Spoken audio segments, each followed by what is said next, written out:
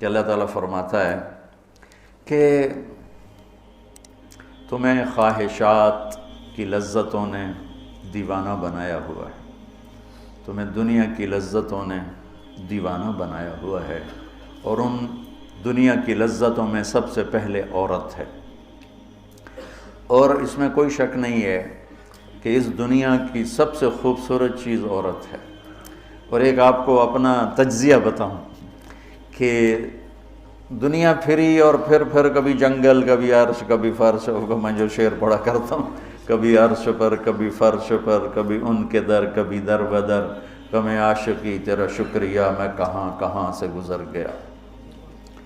دنیا میں انسان کے علاوہ جتنے نر ہیں وہ بہت خوبصورت اور مادی انتہائی تھکی ہوئی، چوڑی۔ مور دیکھا ہے؟ مور نر دیکھا ہے؟ کیا اس کے پر، کیا اس کی شان، کیا اس کا حسن، اور مور نہیں ویکھی مری ہوئی چوئی دی طرح۔ گھوڑے کو دیکھو، میرے والد صاحب گھوڑے رکھا کرتے تھے، تو ہم چھوٹے چھوٹے ہوتے تھے تو جو نر گھوڑے ہوتے تھے ایسے ان کا سر اٹھتا، اور گھوڑیاں ہی کرتی ہوتی تو ساری، حتیٰ کہ چوہا بھی سونا ہوتا ہے چوئی نر۔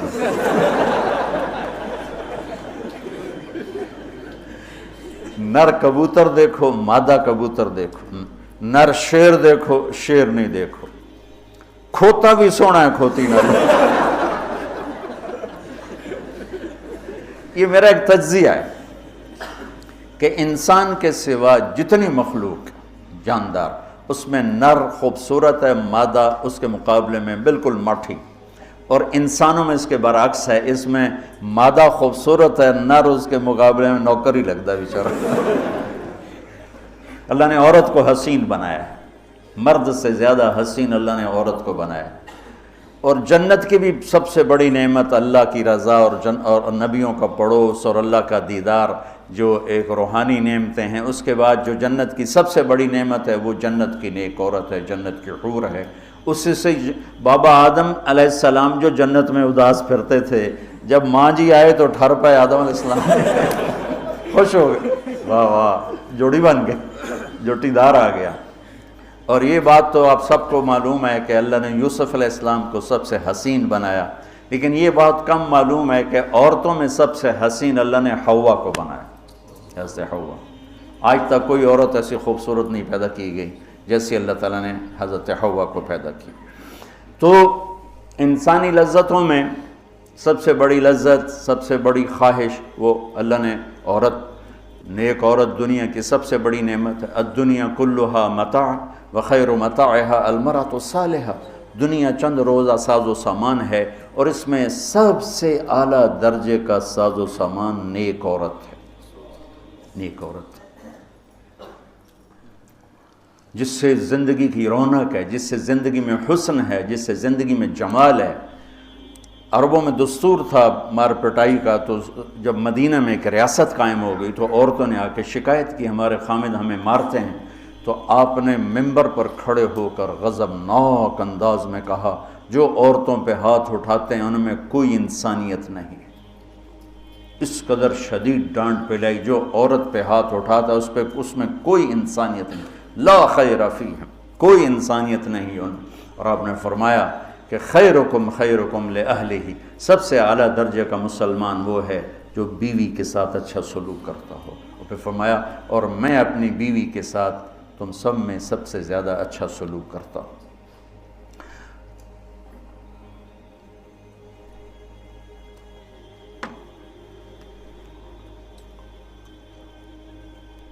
آپ نے 9 گھر آباد کیے، جب آپ دنیا سے گئے 9 بیویاں تھیں، اور کسی گھر میں روٹی نہیں کھانے کو، دودھ نہیں پینے کو، دوا نہیں لینے کو، اور بیویاں قربان ہو رہی ہیں، صدقے واری جا رہی ہیں۔ کس بات پر؟ آپ کے اخلاق، آپ کا حسن سلوک، آپ کا اظہار محبت، آپ کی رواداری، آپ کا انصاف، آپ کی دلداری۔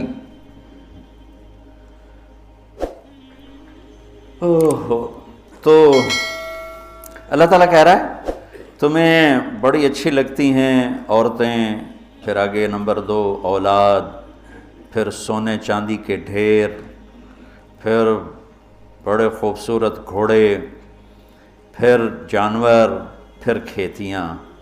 پھر اللہ کہتا ہے یہ تو دنیا کا تھوڑا سا ساز و سامان ہے، اللہ کے پاس بہت خوبصورت ٹھکانہ ہے. پہلے دنیا کا بتایا. ابھی ہم بیٹھے تھے، تمہارے استاد کہنے لگے ذہب سونے کو کہتے ہیں، اور ذہب ہے چلے جانا، یعنی یہ وہ چیز ہے جو چلی جاتی ہے، اور فضہ بھی ہے، انفضہ سے ہے بھاگ جانا، بھگدڑ مچ جانا. تو سونے چاندی کے اندر ہی بھاگ جانے کا مطلب پڑا ہوا ہے، تو کون کس کے ساتھ یہ وفا کرے گا؟ لیکن انسان کی کمزوری اللہ نے بتائی کہ تمہیں عشق ہے، تمہیں تمہاری خواہش ہے میری بیوی ایسی ہو، میرے بچے ایسے ہوں، میرے پاس سونے چاندی کے ڈھیر ہوں، اور میرے پاس سواریاں ہوں، گھوڑے ہوں، میرے پاس لینڈ کروزر ہو، میرے پاس مرسڈیز ہو، میرے بڑے کھیت ہوں، بڑا زمیندارہ ہو، بڑا میرا ڈیرا ہو. یہ سارے تمہارے اندر کے خیالات ہیں جو اندر جنم لیتے رہتے ہیں، لیکن لو بھی لوگے تو کب تک لوگے؟ شیر شاہ سوری نے جب دلی کو فتح کیا، بہت اچھا بادشاہ تھا، بہت اچھا بادشاہ، تو وہ کہنے لگا ہائے افسوس میرے سر پہ حکومت کا سورج اس وقت چمکا ہے جب میری اپنی زندگی کا سورج غروب ہونے والا ہے. 60 سال کی عمر میں اس نے فتح کیا دہلی کو، اور 66 سال کی عمر میں فوت ہو گیا. تو یہ ساری چیزیں کسی کو مل جائیں، پیدائشی طور پر مل جائیں، وقت کتنا ہے؟ 60 70. زیادہ بوڑھا ہو جائے تو اولاد ہی تنگ پہ جانا. مولانا صاحب دعا کرو ابا جی نو خیر ہو جاوے، یعنی ہم ٹر جاوے، ماں جی تے رحمت ہو جاوے. لیکن اب اولاد سے خود سنا ہے یہ دعا کرو ماں جی سوکھے ہو جاؤں، مطلب مر کے مگرو لے جاوے. اولاد موت کی دعائیں مانگتی. تو اب اللہ اس کے تقابل میں لاتا ہے قُلْ أُنَبِّئُكُمْ بِخَيْرٍ مِّن ذَلِكُمْ. انبیو کا مطلب ہوتا ہے بار بار بتانا. لگا کہ جو تمہیں نظر آ رہا ہے اس سے تو تم اثر لے رہے ہو، میں تمہیں بار بار بتاؤں گا، پوری جنت کو قرآن میں پھیرا دوں گا، کبھی یہاں کبھی وہاں، کبھی یوں کبھی یوں، کبھی نہر، کبھی باغ، کبھی حور، کبھی سونا، کبھی چاندی، کبھی لباس، کبھی کھانے، کبھی اپنی رضا، کبھی زندگی کا ابدی سرمدی ہونا. انبے بار بار تمہیں میں جنت بتاؤں گا. اللہ کے فضل سے بر صغیر میں جنت سب سے پہلے اللہ نے میری زبان سے کہلوائی، ورنہ کسی بڑے سے بڑے علامہ خطیب نے جنت کو نہیں کھولا تھا. سب سے پہلے جنت اللہ نے میرے ذریعے سے چلوائی. اور وہ بھی ایک عجب میرے رب کا نظام تھا. ہم نے بھی پڑھی تو نہیں تھی، نہیں ہمیں پڑھائی گئی تھی. جنت کے ابواب چلوائی، تیز گام چل رہی تھی، نہ پڑھنے والے کو پتہ نہ پڑھانے والے کو پتہ. تو میں سال لگا رہا تھا، 80 81 میں نے سال لگایا جماعت میں. تو فروری کا مہینہ تھا اور ہماری گجراں والے تشکیل تھی، اور کویت کا ایک عرب میرے ساتھ تھا، اکرم اس کا نام تھا. اصل کہیں وہ ترکی تھا لیکن نسلوں سے آباد تھا. تو مجھ سے ایک دن کہنے لگا تو نے حادی الارواح الی بلاد الافراح یہ پڑھی ہے؟ یقین مانو. میں نے کہا یہ کیا ہوتا ہے؟ وہ نام عجیب ہے نا، حادی الارواح الی بلاد الافراح. حادی وہ حدی سے ہے، یحدو سے، وہ جو اونٹ کے لیے حدی ہوتی تھی نا، اونٹ کے لیے نغمہ ہوتا تھا، اونٹ تیز ہوتا تھا، تو روحوں کا وہ نغمہ جو انہیں خوشیوں کے شہر کی طرف لے جائے. مجھے پہلے سمجھ میں نہیں، میں نے کہا کیا کہہ رہے ہو، یہ کیا ہے؟ کہنے لگا کتاب ہے. میں نے کہا اچھا کتاب کس کی؟ کہا ابن القیم کی. میں نے کہا میں نے تو آج نام سنا ہے. کہا میں واپس تمہیں چلتے ہیں نا رائمنڈ، تو میرے وہاں پڑی ہے امانت میں تمہیں دوں گا. تو ہماری 10 دن کی تشکیل تھی، ہم واپس آئے تو اس نے مجھے وہ کتاب پکڑائی. میں نے اس کو پڑھنا شروع کیا. سب سے پہلے میرے رونگٹے کھڑے ہوئے کہ یا اللہ اتنا بڑا تیرا مہمان خانہ، اور ہمیں سوائے لفظ جنت کے علاوہ معلوم ہی نہیں کہ وہ کیا دولت ہے، کیا خزانہ. تو کس طرح ہم دنیا سے بے رغبت ہوں گے، کیسے غلط عورتوں کے پھندوں سے بچیں گے، کیسے دنیا کی چمک دمک سے ہم بچیں گے جب تک ہمارے سامنے جنت کی رونق نہ ہو. جنت ایک نوجوان کہنے لگا اللہ حوروں کا لالچ کیوں دیتا ہے؟ میں نے کہا زنا کو روکنے کے لیے کہ لوگ شادی کر کے بھی زنا نہیں چھوڑتے ہیں. تو اللہ تعالیٰ نے کہا پاک دامن ہو جا، میں نے تیرے لیے جنت کی خوبصورت لڑکیاں تیار کر کے رکھی ہیں. وَزَوَّجْنَاهُمْ بِحُورٍ عِينٍ، اور ہم خود تمہارا نکاح کریں گے جنت کے حوروں کے ساتھ. اللہ نکاح پڑھے گا. سبحان اللہ. تو میں سال میں تو چل ہی رہا تھا، اور میرے اس وقت ہوئے تھے ستمبر، اکتوبر، نومبر، دسمبر، جنوری، 5 مہینے گزرے تھے، اور باقی 7 مہینے پڑے تھے. سب سے پہلے سال میں نے لگایا تبلیغ میں، پہلے 7 چلے ہوتے تھے. میں نے جنت کو شروع کیا، پڑھتا اور بولتا. جماعتوں میں تو پھر رہے تھے، ادھر پڑھنا ادھر بولنا، ادھر پڑھنا ادھر وہ سارا ایک دم میری ہوا جو شہرت کی ایسے ہوا کی طرح میرا نام پھیل گیا کہ کبھی کسی نے جنت سنی نہیں تھی. وہ کہا ہم نے تو 50-70 سال عمر ہے، کوئی کہ 80 سال عمر ہے، کوئی کہ میری 50 سال عمر ہے، میری 60 سال عمر ہے، میں نے زندگی میں کبھی جنت کو نہیں سنا، میں نے پہلی دفعہ آپ سے جنت کو سنا. تو وہ جو میں پہلے مشہور ہوا لوگوں میں، وہ جنت کی وجہ سے کہ جنت کو میں نے بیان کرنا شروع کیا. سارا 1000 آیات ہیں جنت اور جہنم پر، اور کوئی بیان ہی نہیں کرتا. کون ہم مرنا چاہتا ہے؟ کون غربت چاہتا ہے؟ کون بیماریاں چاہتا ہے؟ کون دکھ چاہتا ہے؟ ہر ایک چاہتا ہے کہ ایک آئیڈیل لائف ہو، آئیڈیل گھر ہو، ایک خوبصورت زندگی ہو.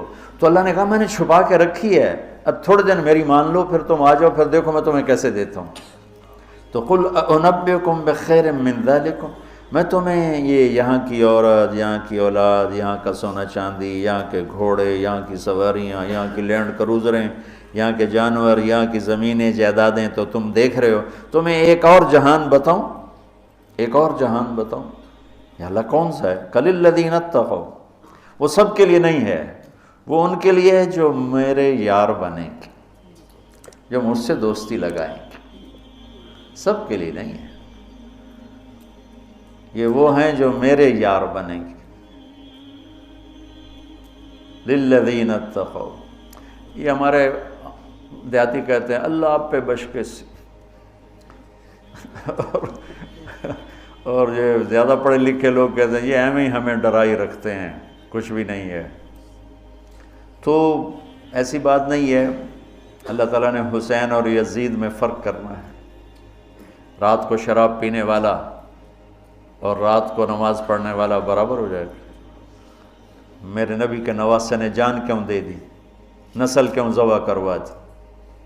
اگر یہی فیصلہ ہونا ہے کہ رات کو ناچنے والی، رات کو رونے والی برابر ہو جائیں، رات کو پوڑی بیچنے والا، شراب بیچنے والا، اور صبح سے شام تک حلال کمانے والا، تھک کے گھر جانے والا، اللہ ان کو برابر کر دے گا.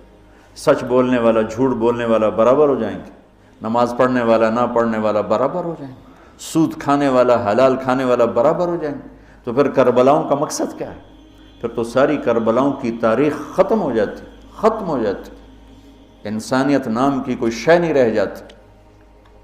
تو میرے رب نے وَامْتَازُوا الْيَوْمَ أَيُّهَا الْمُجْرِمُونَ کا اعلان کیا ہے. ام نجعل المتقین کالفجار افنجعل المسلمین کالمجرمین ما لکم کیف تحکمون. تو قرآن بتا رہا ہوں، سورہ کیا نون القلم، کہ تمہارا دماغ خراب ہو گیا ہے کہ میں فرما بردار اور نافرمان کو ایک جیسا ڈیل کروں گا. تمہارا دماغ خراب ہو گیا. ایک آدمی رات کو زنا کر رہا ہے، ایک مصلی پہ بیٹھا رو رہا ہے، ان دونوں کو اللہ برابر کر دے گا. تو للذین اتقوا، ہم نے ایک بڑا اسپیشل پروگرام، پیکج، لیکن ہے تقوی والوں کے لیے. اچھا تقوی والا بننا کوئی مشکل کام ہے؟ یہ کوئی ایسی آسمانی چیز ہے، آفاقی چیز ہے؟ قرآن کا پہلا صفحہ دیکھو، کتنا آسان کام ہے تقوی والا بننا. ہدی للمتقین، یہ ہدایت ہے تقوی والوں کے لیے. کون ہوتے ہیں؟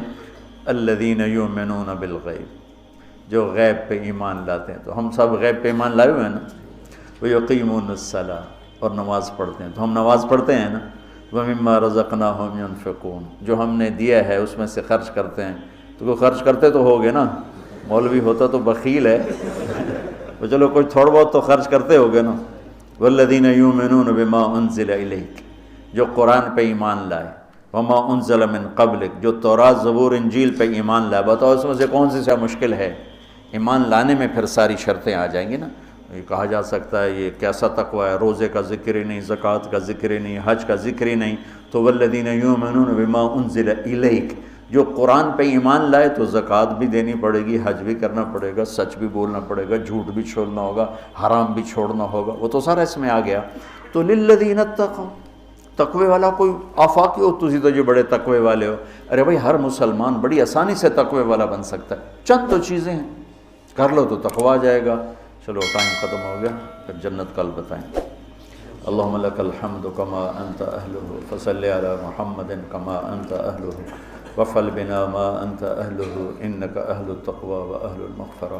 میرے مولا، یہ تیرا گھر جو تو نے بنایا ہے، سجایا ہے، ہمارے بھی نصیب فرما دے، اور یا اللہ تو نے جو اس دنیا میں شیطان کے پھندے بتائے ہیں، ہمیں ان پھندوں سے نجات عطا فرما۔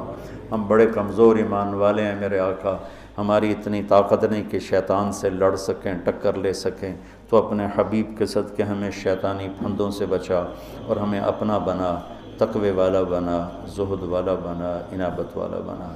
ان سارے بچوں کو ہمارے لیے زاد راہ بنا، سرمایہ آخرت بنا، اور انہیں ہادی و مہدی بنا، اور ہمارے سارے اداروں کو قبول فرما، ہماری ضرورتوں کو اپنے غیب سے پورا فرما، اور جتنے لوگوں نے، بندوں نے، بندیوں نے، مردوں نے، عورتوں نے ہمارے ساتھ ہاتھ اٹھائے ہوئے ہیں، ان سب کی جھولیوں کو بھر دے میرے مولا۔ سب کے دکھڑے ہیں، سب کے شکوے ہیں، سب کے پریشانیاں ہیں، اپنے فضل و کرم سے ان مبارک راتوں کی طفیل سب کی جھولیوں کو بھر دے میرے آقا، سب کو خوشیاں دے دے، غم ان کے سمیٹ لے، خوشیاں ان کے گھروں میں بھر دے، ڈال دے۔ یا اللہ، جس کے جو مسائل ہیں، کوئی معاشی مسائل ہیں، کوئی بیوی کو مسائل ہیں، کوئی خامد کے مسائل ہیں، کوئی اولاد کے ہیں، کوئی اپنے رشتوں ناتوں کے ہیں، کوئی کاروباری ہیں، سارے مسائل حل فرما دے، اور ہمیں یا اللہ آسانی والی، عافیت والی زندگی دے، اور آسانی والی واپسی مقدر فرما، ایمان کے ساتھ، اپنی رضا کے ساتھ، برحمتک۔